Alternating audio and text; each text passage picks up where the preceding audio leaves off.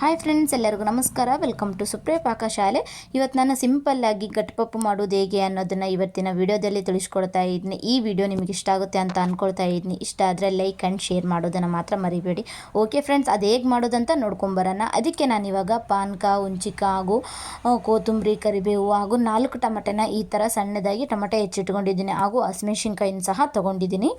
ಇವಾಗ ನಾನು ಒಂದು ಕುಕ್ಕರಿಗೆ 1.5 ಗ್ಲಾಸಷ್ಟು ತೊಗರಿಬೇಳೆ ಹಾಕ್ಕೊಳ್ತಾ ಇದ್ದೀನಿ. ನೀವು ಜಾಸ್ತಿ ಜನ ಇತ್ತಂದರೆ 1.5 ಗ್ಲಾಸಷ್ಟು ತೊಗರಿಬೇಳೆ ಹಾಕ್ಕೊಳ್ಬೇಕಾಗುತ್ತೆ. ಇಲ್ಲ ನೀವು ಸ್ವಲ್ಪ ಜನ ಇದ್ರಪ್ಪ ಅಂತಂದರೆ 1 ಗ್ಲಾಸಷ್ಟು ತೊಗರಿಬೇಳೆ ಸಾಕಾಗುತ್ತೆ. ಇವಾಗ ನಾನು ಬೇಳೆ ಎಲ್ಲ ನೀಟಾಗಿ ತೊಳ್ಕೊಂಡ್ಮೇಲೆ ಫಸ್ಟು ನೀವು ಬೇಳೆ ಎಲ್ಲ ನೀಟಾಗಿ ತೊಳ್ಕೊಬೇಕಾಗುತ್ತೆ. ಯಾಕಪ್ಪ ಅಂತಂದರೆ ಅದರಲ್ಲಿರುವ ಕಡ್ಡಿ ಕಸರೆಲ್ಲ ಹೊರಗಡೆ ಬರುತ್ತೆ ಅನ್ನೋಗೋಸ್ಕರ ಬೇಳೆ ಎಲ್ಲ ತೊಳ್ಕೊಬೇಕಾಗುತ್ತೆ.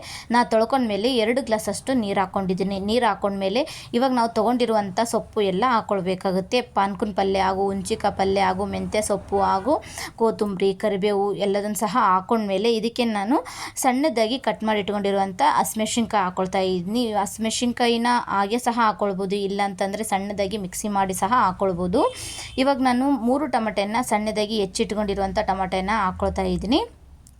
ಇದಕ್ಕೆ ನೀವು ಗಟ್ಟಿಪಪ್ಪುಗೆ ಈರುಳ್ಳಿ ಬೇಕಾದರೆ ಹಾಕ್ಕೊಳ್ಬೋದು, ಇಲ್ಲ ಅಂತಂದರೆ ಆಗೋನ್ನು ಸಹ ಬಿಡ್ಬೋದು. ಈರುಳ್ಳಿ ಹಾಕಿದ್ರಪ್ಪ ಅಂತಂದರೆ ನೀವು ಮಾಡಿರ್ತೀರಲ್ವ ಅವಾಗೇ ತಿನ್ನಬೇಕಾಗುತ್ತೆ. ಇಲ್ಲ ಅಂತಂದರೆ ರಾತ್ರಿವರೆಗೂ ನೀವು ಇಡ್ತೀರಂತಂದರೆ ಅದು ತಡೆಯೋದೇ ಇಲ್ಲ.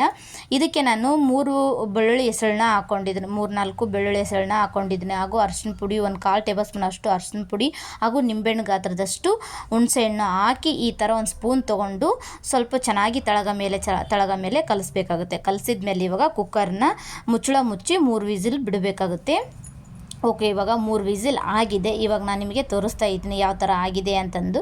ನೋಡ್ತಾ ಇದ್ರಲ್ಲ ಎಷ್ಟು ಚೆನ್ನಾಗಿ ನುಣ್ಣಗಾಗಿ ಆಗಿದೆ ಅಂತಂದರೆ ಅಷ್ಟು ಚೆನ್ನಾಗಿ ನುಣ್ಣಾಗಿ ಆಗಿದೆ. ಇವಾಗ ಓಕೆ ಫ್ರೆಂಡ್ಸ್, ಇವಾಗ ರೆಡಿಯಾಗಿದೆ. ನೋಡ್ತಾ ಇದ್ರಲ್ಲ ಎಷ್ಟು ಈ ಥರ ನೀಟಾಗಿ ನುಣ್ಣಾಗಿ ಆಗಿದೆ. ಇದಕ್ಕೆ ನೀವು ಆವಾಗಲೇ ಹೇಳಿದ ಹಾಗೆ ಈರುಳ್ಳಿ ಬೇಕಂತಂದರೆ ಹಾಕ್ಕೊಳ್ಬೋದು, ಇಲ್ಲಾಂದರೆ ಸ್ಕಿಪ್ ಮಾಡ್ಬೋದು. ನಾನಿವಾಗ ನೀರೆಲ್ಲ ಹೊರಗಡೆ ತಗೊಳ್ತಾ ಇದ್ದೀನಿ. ನೀರು ತಗೊಂಡ್ಮೇಲೆ ನೋಡ್ತಾ ಇದ್ರಲ್ಲ ಈ ಥರ ನೀರು ತಗೊಂಡ್ಮೇಲೆ ಇವಾಗ ಒಂದು ಉಟ್ಟು ಸಹಾಯದಿಂದ ಆಗಿರ್ಬೋದು, ಇಲ್ಲ ಅಂತಂದರೆ ಒಂದು ಏನಾದರೂ ಒಂದು ಚಮಚ ತೊಗೊಂಡು ಈ ಥರ ಚೆನ್ನಾಗಿ ಮ್ಯಾಶ್ ಮಾಡ್ಕೊಳ್ಬೇಕಾಗುತ್ತೆ. ಇವಾಗ ನಾನು ಉಟ್ಟು ತೊಗೊಂಡು ಈ ಥರ ನೀಟಾಗಿ ಮ್ಯಾಶ್ ಮಾಡ್ಕೊಳ್ತಾ ಇದ್ದೀನಿ.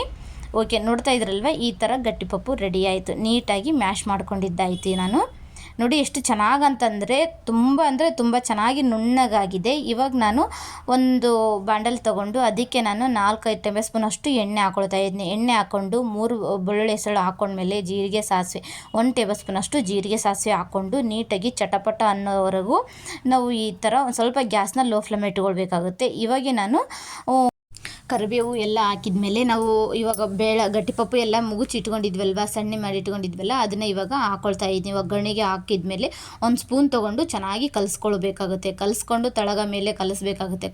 ಕಲಿಸಿದ್ಮೇಲೆ ರುಚಿಗೆ ತಕ್ಕಷ್ಟು ಉಪ್ಪು ಹಾಕ್ಕೊಳ್ಬೇಕಾಗುತ್ತೆ. ಉಪ್ಪು ಎಷ್ಟು ಹಿಡಿಯುತ್ತೋ ಎಷ್ಟು ನಿಮಗೆ ಆವಾಗಲೇ ಗೊತ್ತಾಗುತ್ತೆ ಉಪ್ಪು ಎಷ್ಟು ಹಿಡಿಯುತ್ತೆ ಅನ್ನೋದನ್ನು ಉಪ್ಪು ನೋಡಿ ಹಾಕ್ಕೊಳ್ಬೇಕಾಗುತ್ತೆ. ಉಪ್ಪು ಹಾಕ್ಕೊಂಡ್ಮೇಲೆ ಇವಾಗ ಕೊತ್ತಂಬರಿನ ಹಾಕ್ಕೊಳ್ತಾ ಇದ್ದೀನಿ.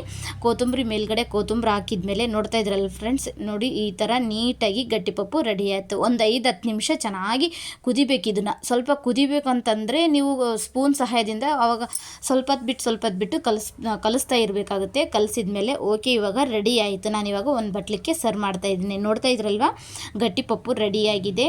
ಹೋಮ್ ಮೇಡ್ ಸ್ಟೈಲಲ್ಲಿ ಗಟ್ಟಿಪಪ್ಪು ರೆಡಿ ಆಯಿತು.